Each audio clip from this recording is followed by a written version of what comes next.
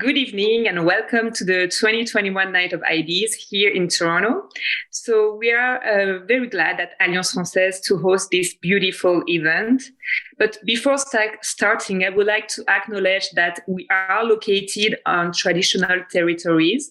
The territories include the Wendat nations, the Anishinaabe Nation, the Haudenosaunee Confederacy, the Mississaugas of the New Credit First Nations, and the Métis Nation.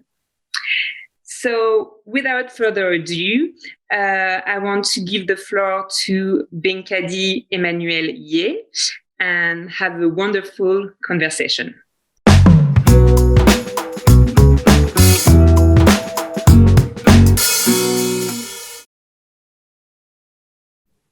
Hi, everybody. So my name is Binkady-Emmanuel Hié. I'm 29. I live in France, in Paris exactly, and I work at the Paris Opera fundraising structure that is called AROP, Association for the Radiation of the Paris Opera. I'm really glad that you solicit me tonight to moderate this conversation, and I'm really eager to learn more about the topic, about your personal experience, and maybe to compare your approach in Canada to our approach in France, since on this topic, things have been moving in the last month, especially at the Opera, where with some colleagues, we wrote a manifesto to address the race issue in the institution, and a lot of talks have been had, a lot of progress is going on, and it's really interesting to compare at this point different cultures on the same topic. So maybe we're going to do a first round of presentation, and maybe we can start with you, Karen. My name is Karen Carter. I am currently the executive director for the MacLaren Art Centre. It's a regional art museum in Barrie, Ontario, which is just an hour outside of Toronto. My background is in history museum, as well as art museum and I guess cultural spaces. And my practice is very much focused on community engagement and just the notion of the responsibility of a cultural institution to be about the community it is serving, not only for exchange and collaboration, but also about getting the trust of the community through that process in order to bring international stories to that community that may not necessarily be represented in this community that it is situated in. So Museum of Toronto is my previous gig, which was a pop-up museum model. And I'm also lucky enough to have been one of the co-founders of BAND, which is Black Artists Network's Dialogue. And it's a Black Cultural Community Center space and art gallery in downtown Toronto. So yeah, I am excited to have a conversation with you out of Paris, as well as with my colleagues here in Canada. Thank you, Karen. Hi, Gail. Hi, how are you? How are you? I'm great, thank you. I'm very happy to be part of a night of ideas. What an incredible concept. Only the French could invent such a thing. So I feel very honored to be part of it.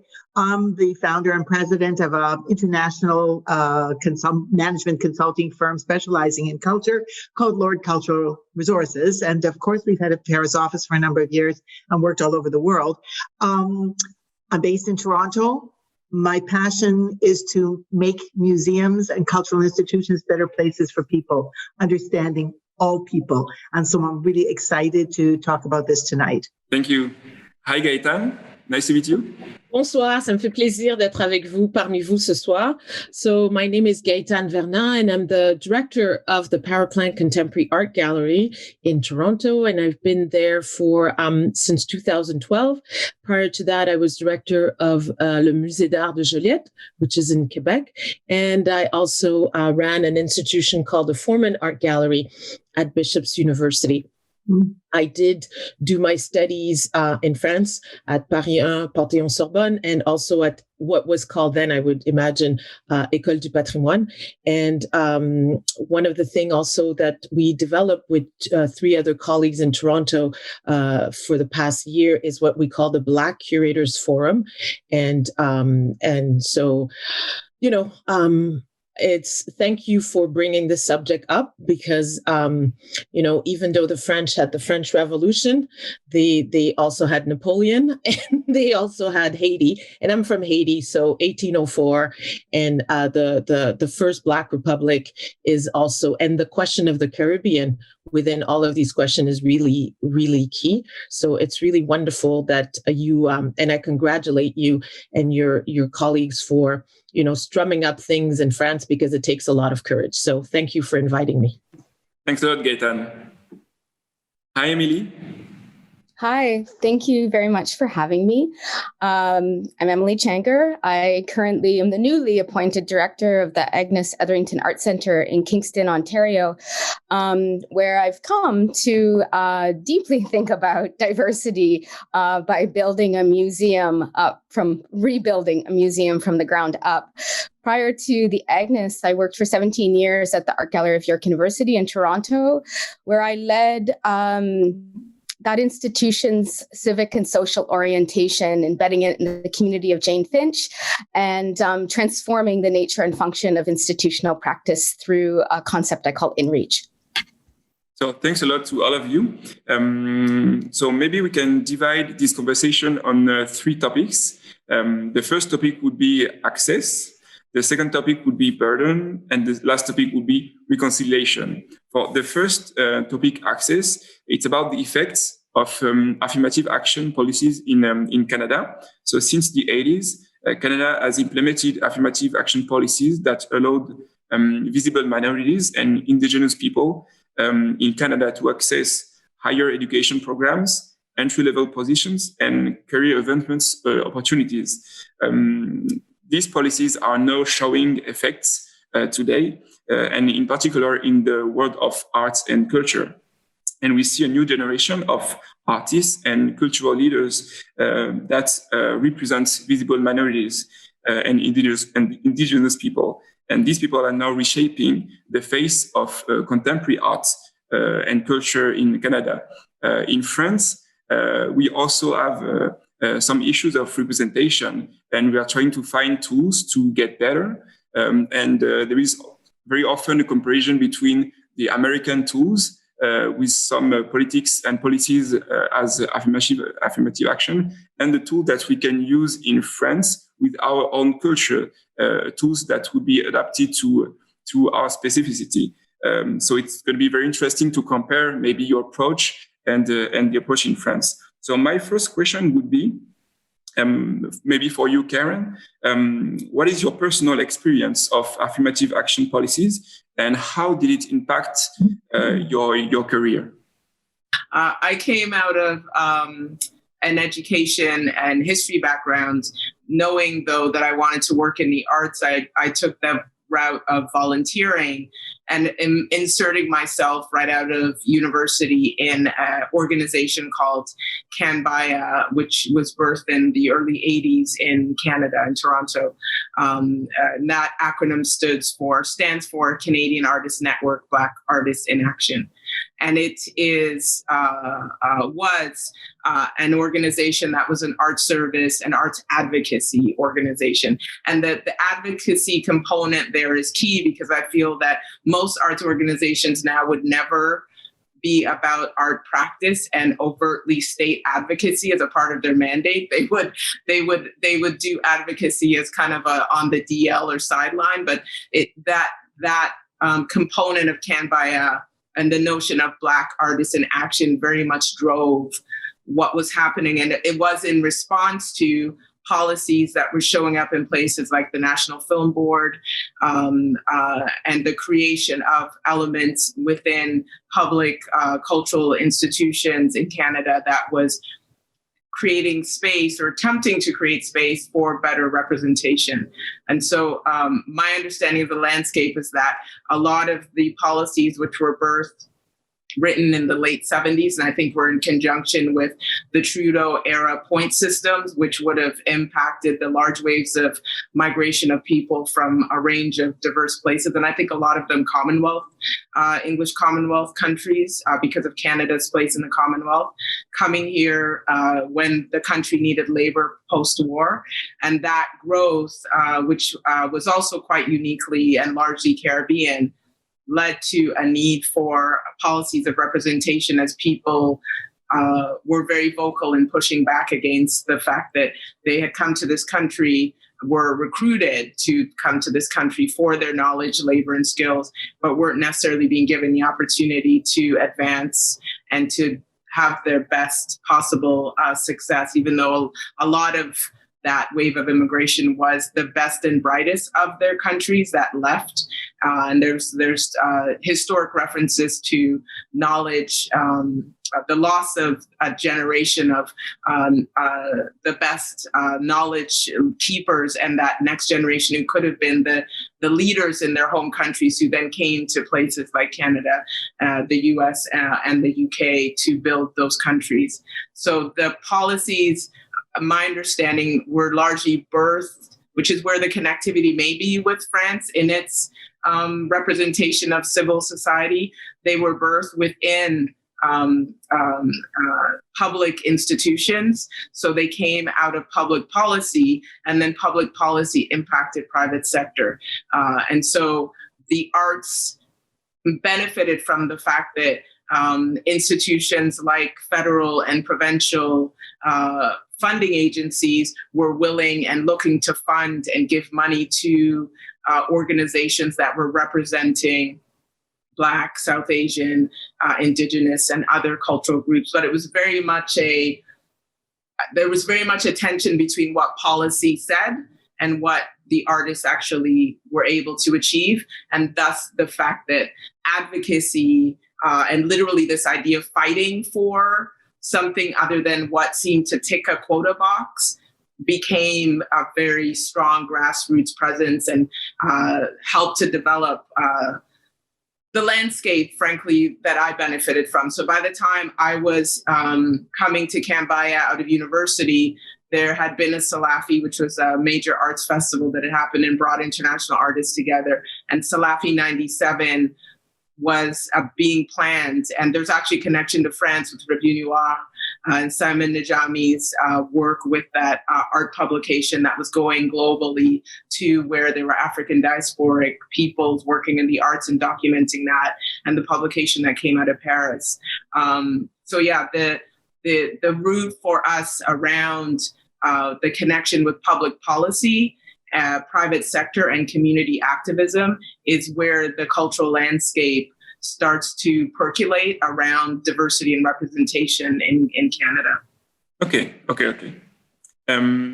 Gaetane, sorry. What are to you the limitations of these policies? Do you think there are other ways to make an institution or a company more diverse, more inclusive? Well, I would say that to follow up on what Karen said, so what's interesting in Canada, so I would say in the 80s, you have a lot of equity like departments through Canada Council, which is a federal arm's length, a funding body who start thinking about Indigenous artists and also culturally diverse, let's say, presence within institution. So there's a lot of consultation, there's a lot of talk.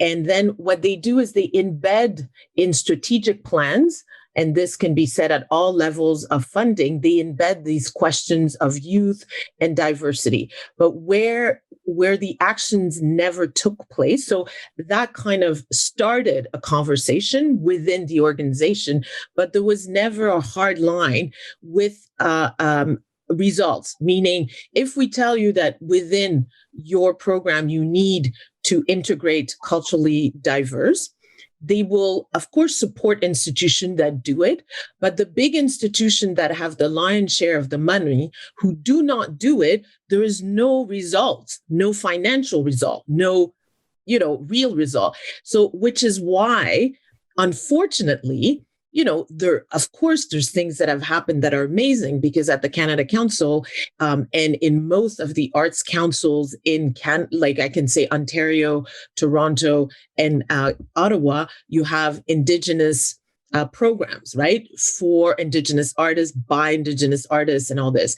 And unfortunately, it has taken the murder of George Floyd for the big institutions to finally understand that they need to hire an Emelie, they need to hire Karen, they need to do all of these things, and also to start to hire people of color in positions throughout the institution, and not only as custodians or people in the background. So I think that, of course, we cannot say that Canada did not, put together a strategy, but I would say that right now in 2020-21, we're in a much better place where, through the strategic initiatives, which as you apply for a grant, you are evaluated on these things, this has enabled institutions who have taken it at heart to do that work, to come out on a better footing.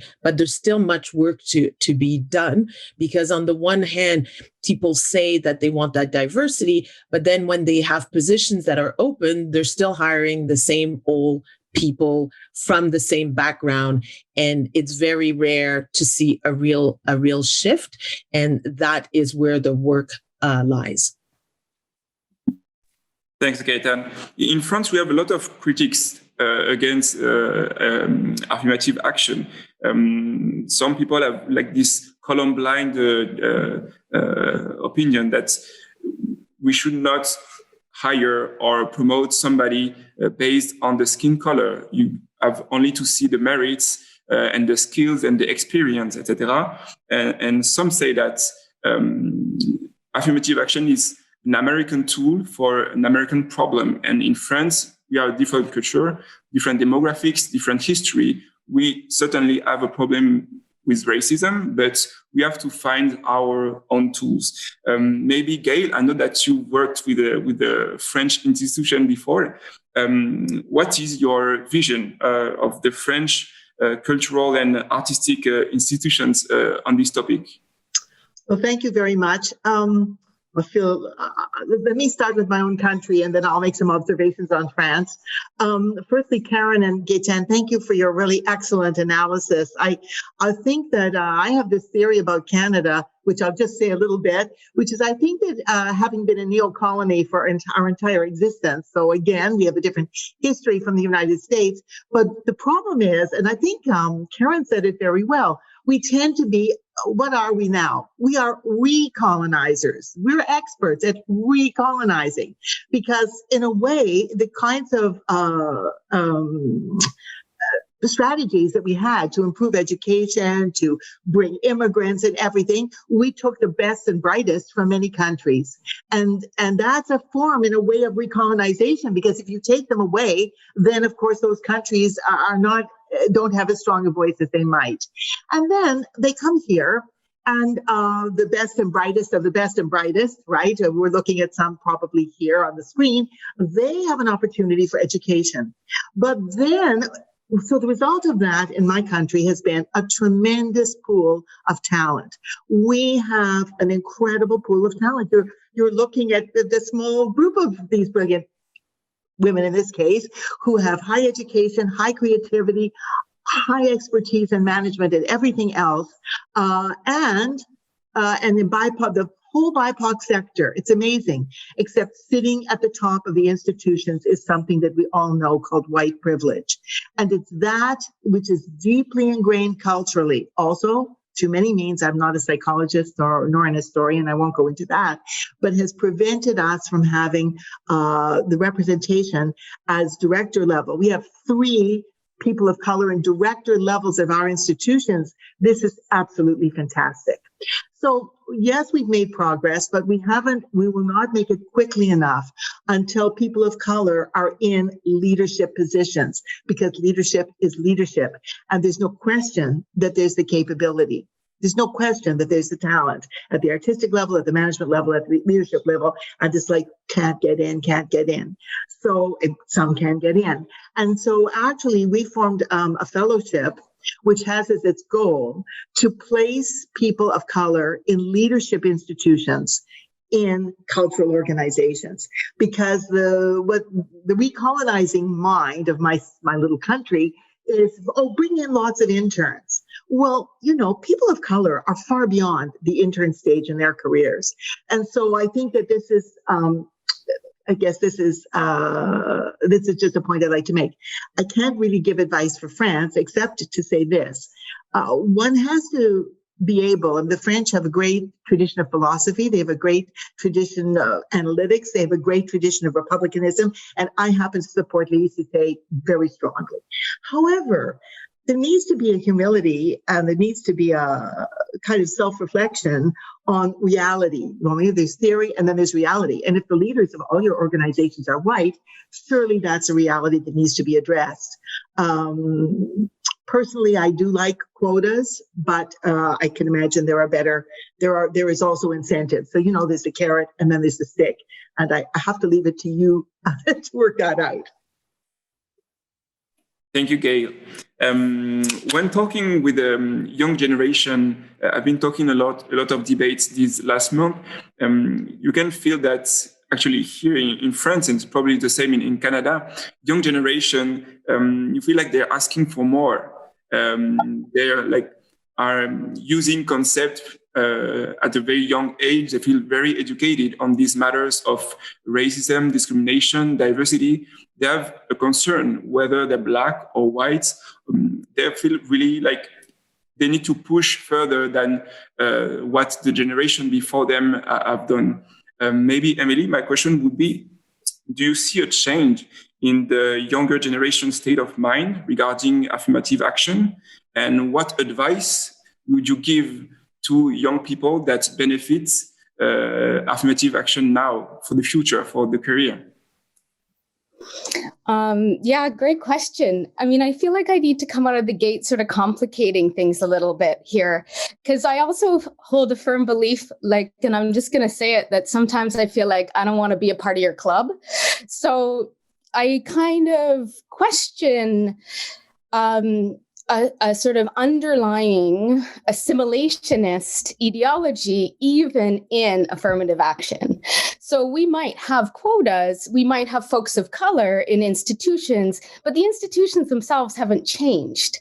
So it's still to be included, which presupposes there's something to be included to, which presupposes a center that is opening itself up to the other, means that I, as a person of color, must adopt the traditions, the long Western traditions of museological practice, of curatorial practice, of artistic practice, and still, in order to belong, I have to assimilate to that framework. So I think, just thinking of another generation that's really questioning the actual institutional framework from the ground up is an important shift. So it's no longer going to be tolerated that in order to belong, I must assimilate. I think what's happening is the dismantling of the thing we must assimilate to in order to change the very practices that these colonial institutions are founded upon. And so my recommendation is just stay rad, keep pushing, change your practices, collaborate with individuals who have not been included, not to meet a quota, but to change the system. Thanks a lot, Emelie. For the second topic, we called it burden. It's about being a minority and fighting for diversity inside an institution, or more generally, arts and culture world. So personally, nothing in my own path was focused on diversity. I studied law, I'm a lawyer, and then I decided to focus on arts and culture and decided to work in fundraising. It's the same for my colleagues from the Paris Opera. that wrote also this manifesto. They are dancers, so they focused on this dancing period that is really a lot of discipline and work. And some people, some singers from the choir. That's the same thing. Nobody among us had a training to maybe deal with this particular question of diversity. But in a way, we felt like it was our responsibility as people inside this institution, an institution that we love. We love being here. We're passionate about what we do. It was a responsibility for us to put this topic on the table. And this is the question for me here, is the question of the burden of the work that has to be done to promote diversity in some arts institution. My first question would be for you, Karen. How do you use your leadership position now to promote diversity in your institution or in general in the arts and cultural world in Canada? I'm going to use your question to also just reference Emelie's point, which I agree with, which is there is a necessity for you to work inside the sector and outside of it. One of the things that Gaetane referenced, the Black Curators Forum, she briefly alluded to a thing I led to launch a Caribbean regional art fair in Jamaica at the beginning of 2020 last year. And also I referenced Cambaya and Band. And all of those things kind of reference the idea that sometimes you have to sit outside of the institutions and create things that will have an impact in shifting the access of the way the sector works, because you're not just trying to play within the framework that's been set up for you. And so, and I think some of that is your sanity requires it. I would say over the years, the 10 years that Band's been around, it literally, even though it meant I would be seemingly working 7 days a week, it was food for my soul to just be around Black and other racialized people, to play in creative spaces together, to imagine things, to collaborate with the Gordon Parks Foundation, to collaborate with colleagues out of the UK at Autograph, just to do things that brought a conversation around arts, culture, and creativity that was not about constantly responding to some otherness. So you wouldn't, it almost allowed you to be human, because some of what happens for those of us who are working in these institutions and the way they're framed within colonial constructs, and I have no naivete about what that is. Myself and then a couple of colleagues, actually, I think it was Gaetane and Shelley Faulkner, who runs another regional museum, Art Gallery of Hamilton, which I think one of the oldest art institutions, collecting institutions in Canada. We were talking about the fact that the notion of the colonial constructs that we know these places to be, they almost betray their vision if you, to your point, even around French cultural positioning, if they were to bear true to what their ambition was when you read their manifestos, de facto it means we should not be arguing about equity and quotas around representation, because there's almost, you almost want to reframe the conversation around decolonization to say, actually, just fulfill your promise. If you fulfilled your promise, we wouldn't have to be pushing you around equity. You're betraying the promise of what museums and museological practice was supposed to be about. It was supposed to bring opportunities for access of the best of cultural offering to the average person. It wasn't supposed to be some elite game. And so I think to your question, there is a necessity to straddle both worlds to in order to advocate and see that change. You need to do some of what Emelie refers to, which is to live outside of it. So I would encourage people to create things, even if it means you're volunteering like a crazy person like I seem to do, but it feeds your soul, because then you're creating space for you to do things without having to explain and constantly being referenced as other.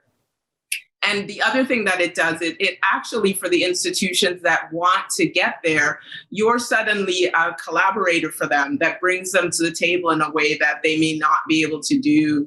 Because as we know, a lot of these machines are, they're ocean liners. They don't shift easily because they're big institutional mammoth things with all these hundreds of years of history, and it's hard for them to shift. So even for someone like you and your colleagues who want to make that shift, you need things outside. So for me, it's like I was in Paris to visit an exhibition at the Orsay on the position of the sitter that Denise Morel had researched. And one of the things that she had said to us, and she's a US PhD, it was a fellowship she had done after her doctorate. And one of the things she said was that people were pissed off, some of the Black folks in Paris, about the fact that this came out of an American researcher and that there were people in Paris that knew this history as it related to French and French colonial relationships, especially in the Caribbean and other places, but they would never get the chance. So there's a comfort with otherness, not with the local voice. Anyways, I'm rambling. I'll stop. But yeah, it's you need to do things outside of that space in order to push back, but also to save your sanity. Thank you, Karen. In France, this is my feeling, and the thing that I've had for the past years. It's not really easy for people from minorities to talk about these topics because most of the time you're afraid that you're going to be labeled as the diversity person, the person that always brings this topic on the table, and afraid that all your skills, your competence, your experience, what you learn at school, your studies, etc., are going to be pushed away, and you are only going to be seen as the diversity person. And I have this example of my head of a very famous Black journalist in France. She's a journalist, but a lot of time when she's introduced on TV programs or on the radio, on the way people talk about her on social media, people see her as an activist. It's always like introduced as an activist and not as a journalist. So my question would be, maybe for you, Gaetane, how do you manage to conciliate taking a stand on this issue and not being essentialized in another way? How do you conciliate being political on this topic, but yet being considered and respected as an experienced and skilled professional in your field? Well, that's a really, really good question. I would say that, luckily for me, in my career, I was always leading organizations. So, which requires a lot of work, a lot of selfless dedications and, 24/7, you work all the time. But what I realized after I finished my studies in France and came back to Quebec, that with all my knowledge, no one, even artist-run centers, no one was willing to even give me an unpaid internship, right? There was no opening. And luckily for me, I decided to go work outside of the big center in a small organization.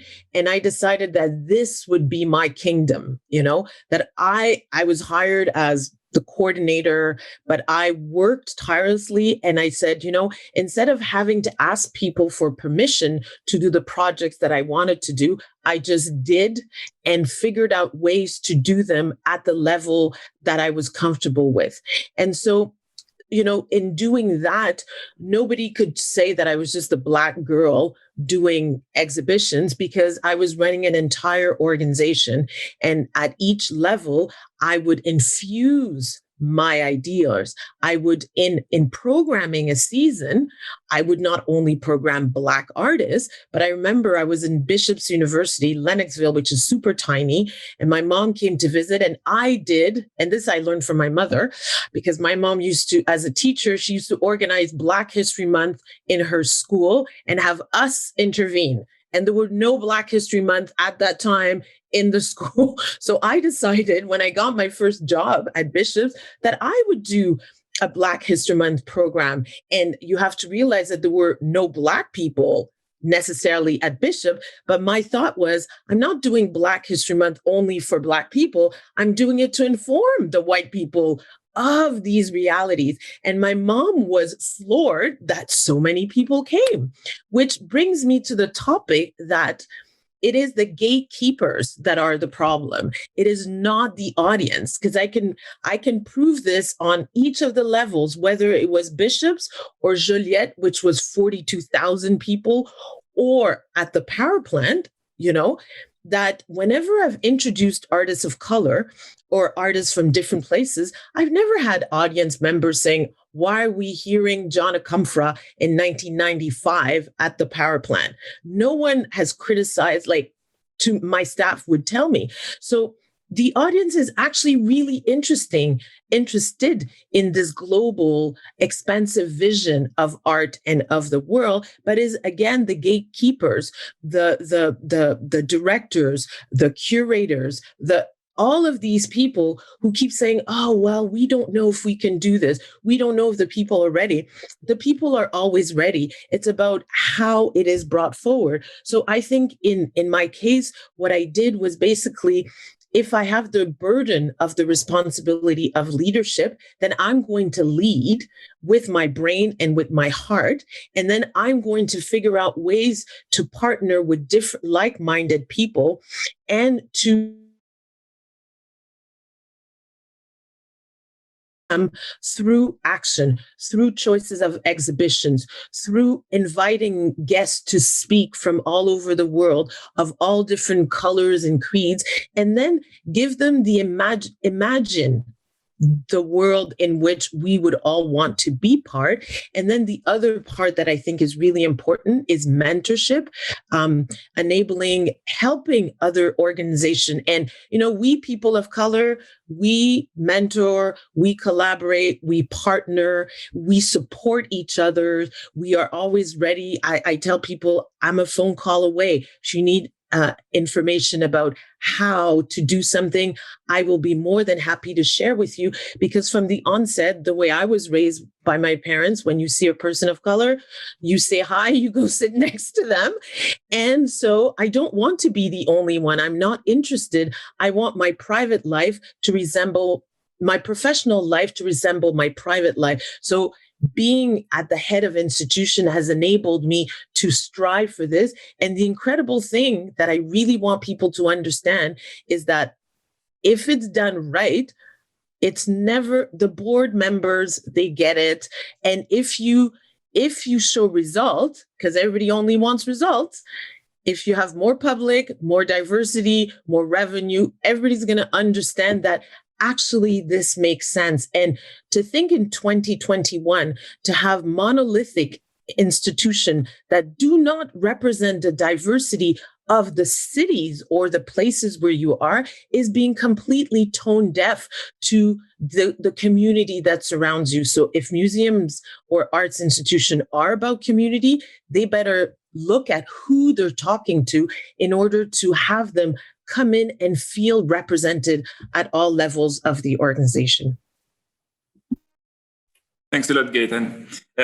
Yes, and as a person from visible minority, I don't want to be the only one to address this topic. And that was really the spirit of our manifesto. It was to open a debate and to push everybody to give his or her opinion, to be able to have a sane debate based on solid arguments. So my question is, how is it in Canada? Maybe Gail, is there a general concern about this issue, especially in the arts and culture world, about the diversity issue and inclusion issue? Is it a conversation that happens in company and that not coming from Black people or indigenous people? Does the debate start sometimes with people that are at the head of the institution that are not personally concerned with this topic, but that want to address them? Well, thank you for asking me that question, and it's a bit of a complicated question. I would say that the dominant thinking at the is obvious by the results. At the head of our institutions throughout Canada, overall, 90% of them is an attitude of white privilege. If it weren't, we would visibly see the difference. We would visibly see what Gaetane and Karen are talking about. I mean, their results are very evident, and yet we don't see that. We can look at our national institutions, we can look at our provincial agencies, and we can look at our university museums. I think the university museums have been slightly more open, but I'll let Emelie talk about that. She's much more of an expert in it than I am. I think that Karen recently had a very good article in the Toronto Star, one of our larger newspapers, in which she talked about the importance of allyship. And I think that this is, I grew up in Toronto. I'm a little bit older than everybody on this panel, at a time of profound anti-Semitism. So it's not the same, but I mean, I grew up knowing I was an other. I grew up knowing that feeling, and I grew up knowing a lot of history. So it's really no accident that I decided that my career with my husband, who had a very different background, was not going to be in any of these institutions. I was reasonably above average intelligence, and you could figure out that that was really not the way I was going to do the change in the world that I wanted to do. So, of course, I chose to be completely outside, which is in the private sector. And, of course, we've been wonderfully successful. But that also allowed me to suggest to Laetitia this panel. So it's an example of a white person being an ally. We've also done 36 projects for African American and Afro-Canadian museums. Not 6, 36 in 40 years. So that has been recognized by the wonderful people, mainly people of color, who do run these institutions. So as I say, it's really, we have to have a campaign to overcome attitudes. And also, I think what you're saying also is so important. When people, I imagine there's lots of white people watching this, when you're sitting at a table, don't let that person of color have to talk about the race issue. You be the one to talk about it. I spent most of my life when people made anti-Semitic comments waiting for somebody who wasn't Jewish to speak up. And, in Toronto, you would wait for your whole lifetime.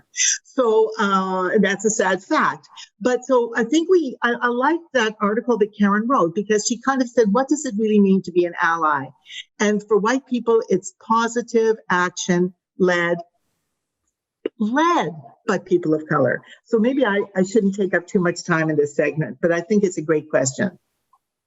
Can I just quickly jump in to say there's an idea around white caucusing that I've been hearing. It's come up in academic circles, which is the idea for white people to feel empowered to actually talk to each other and not always feel like they have to find a Black or brown person to tell them what the answer is, but that you actually need to just collectively get together sometimes and figure some stuff out, because you're adjacent to conversations, and that also will help you figure out what you should collectively be doing that isn't necessarily, to Gail's point, us waiting for you to step up for us. I think that idea of white caucusing needs to start getting out in the ecosystem. Thank you. And the last question is very linked. The last question for this part is linked to the previous one. Emelie, how do you get people that are not triggered by racial discrimination to join the conversation and to take initiative to promote diversity in a company? How do you do it?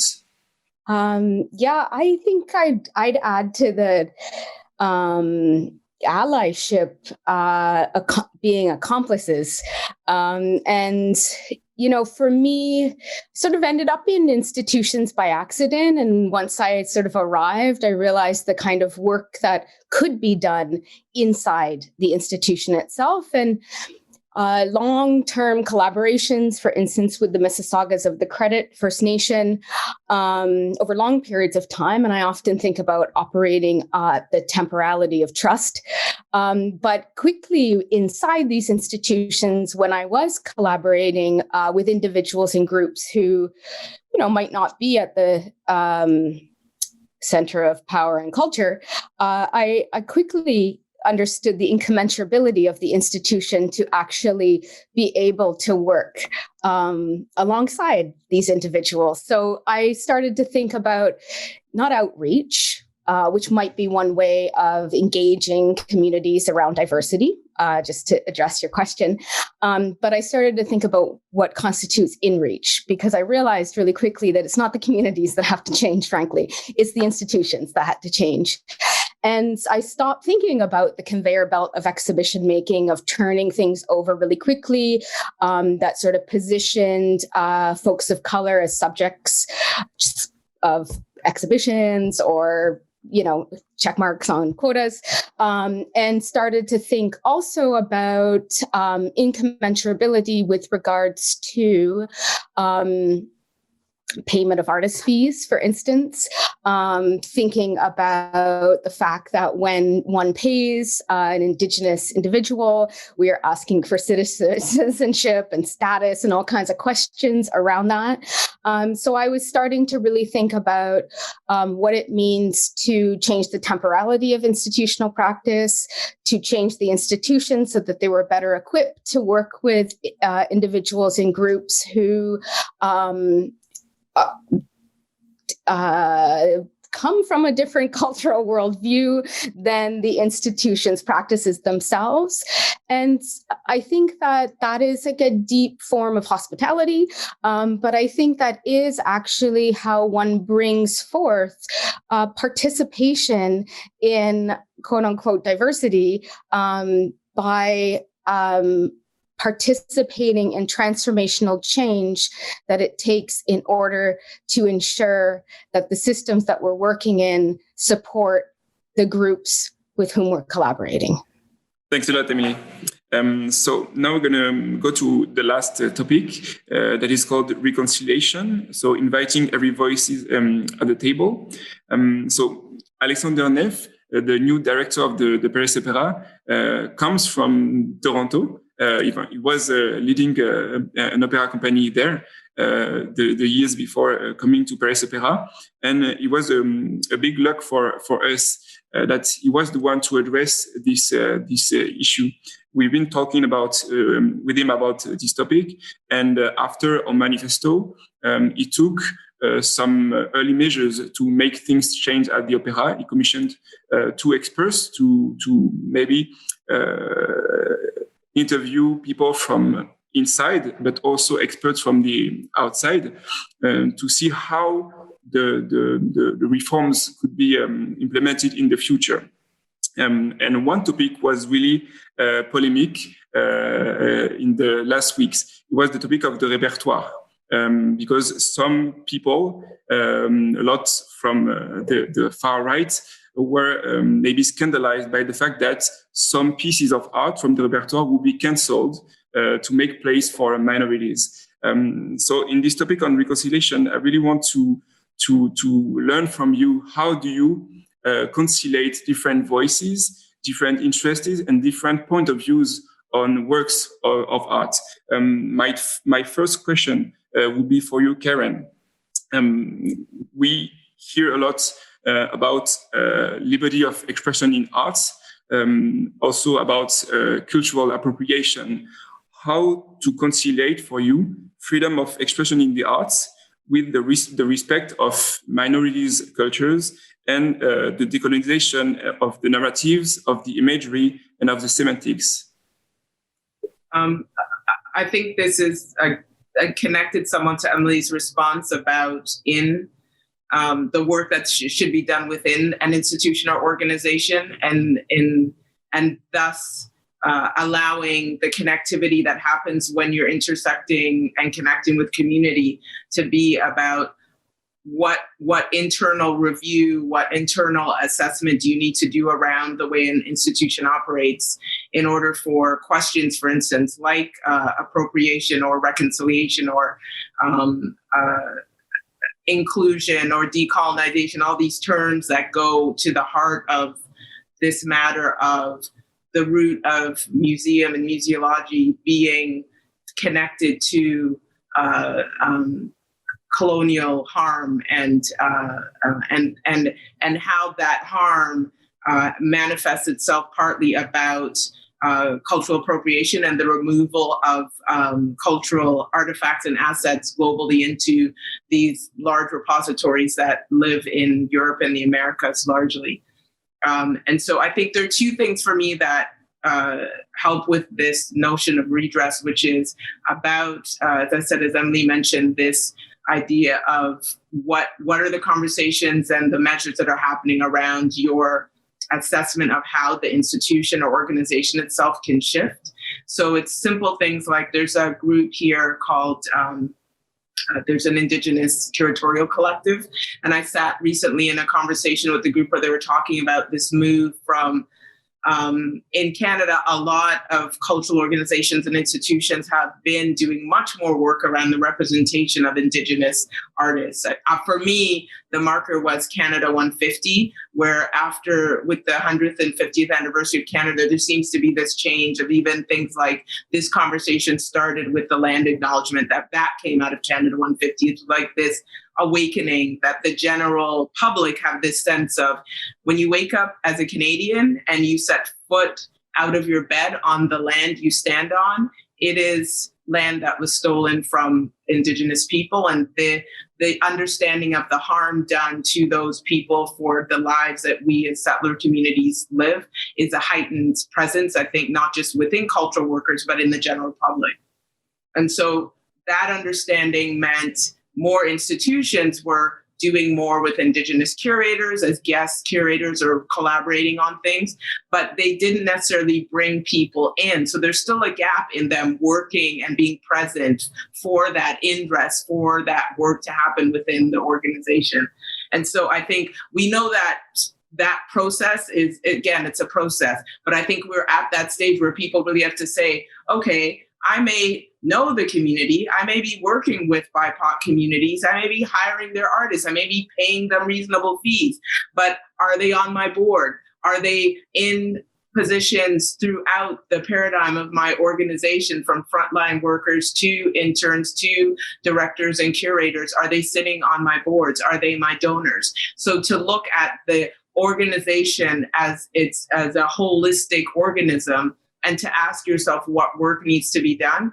I think if you do that work, then there's less of a chance of there being conversations around cultural appropriation and just things for me that, again, I almost feel like the question is to your point, where France may be at. And to some extent, there's this trajectory of how can we say, not worry about that end game, but to worry about the process so that by the time those moments are happening, because frankly, even here, we still see them happening, but there's just a much clearer way of how to address them as they take place, because you are thinking holistically about the cultural organism in which your organization or institution lives and the responsibility the organization has in shaping the ecosystem and not just one piece of it, right? So for me, that's what the necessities. And then if you're needing to send work back or having a conversation about pieces that's in your collection that came through nefarious means, it's really going to be a deeper dive and not just a surface conversation. Thank you, Karen. There is another topic when we talk about decolonization. It's the heritage, the historical memories. Some people have this argument that we shouldn't change the works of art because they are testimony of their time. So, what's your view on it, Gaetane? Maybe how to conciliate heritage and historical memory with decolonization? Well, I think that, once you understand where the objects came from and where the history of the object, once that history is out in the open, then you need to follow that train of thought. Once you know that the Benin bronzes were stolen, and if Benin is asking them back, well, sorry, history means you send them back, or else because everything that's in those museums was stolen.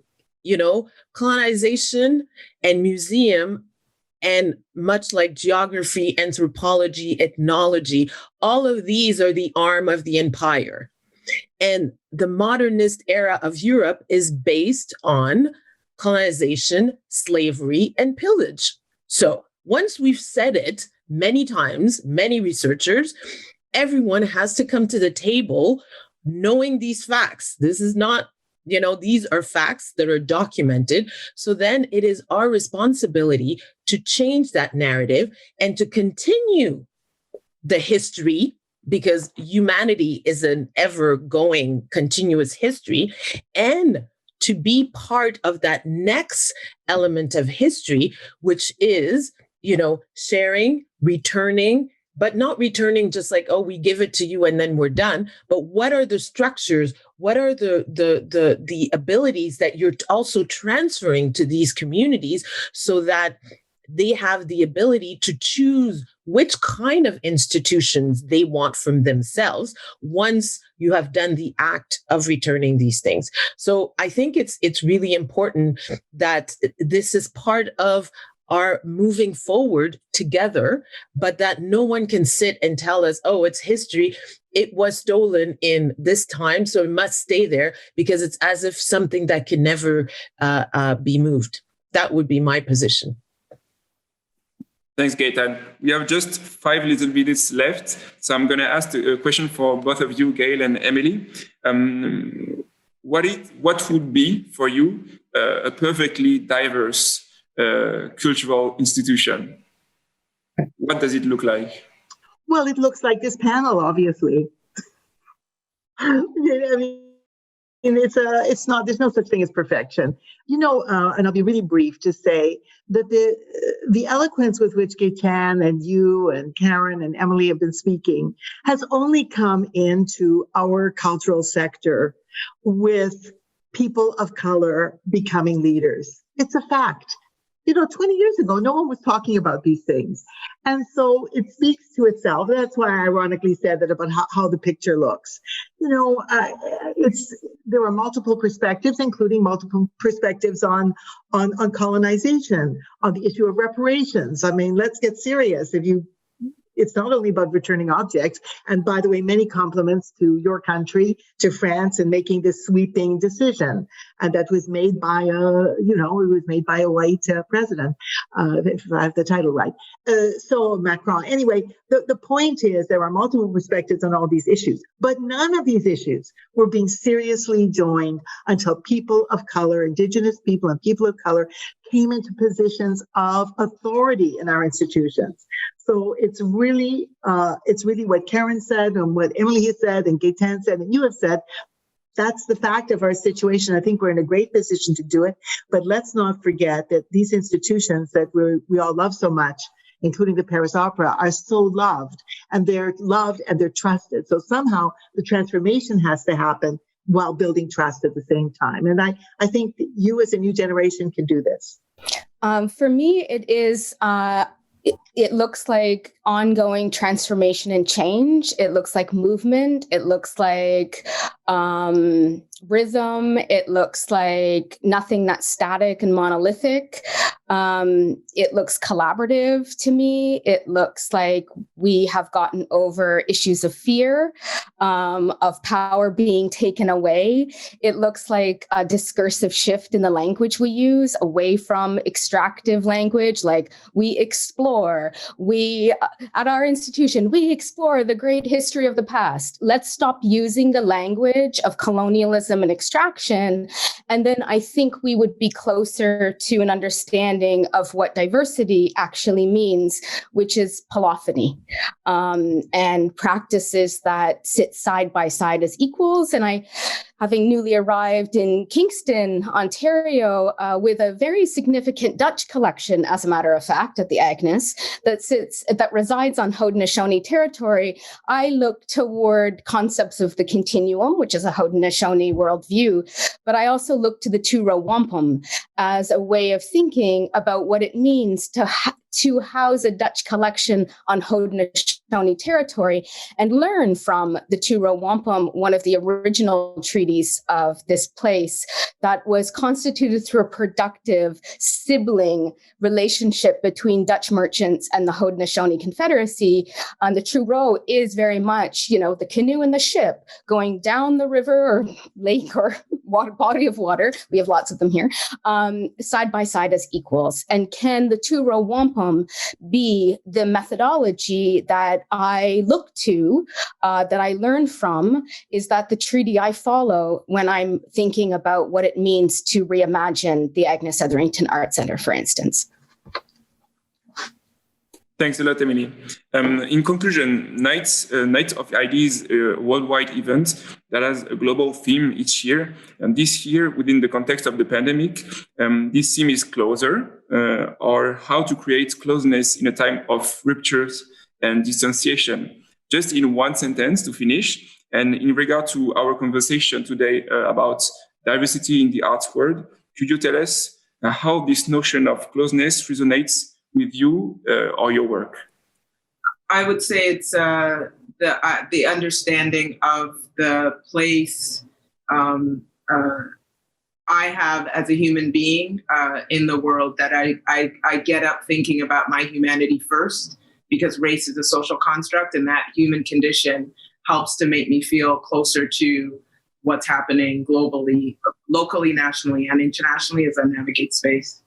I would say for me, the question of human rights as a basis to ponder on and to, think of in each action, and coming closer for me is thinking of human rights and meeting people, halfway, and always having empathy and thinking of the person that I'm meeting with. And so that it's a constant conversation of side by side without ever having anyone needing to be the other in order to be validated. So for me, that closeness is, as Emelie was saying, it's like walking in a parallel and thinking that we don't need to meet at the end, but we are respecting each of us. And that's closeness for me. Gail, maybe? Toughest question I've ever had. I really don't know. I'm at a stage of life where I am rediscovering and rethinking. And I thank everybody for bringing me close. For me, it feels like right now.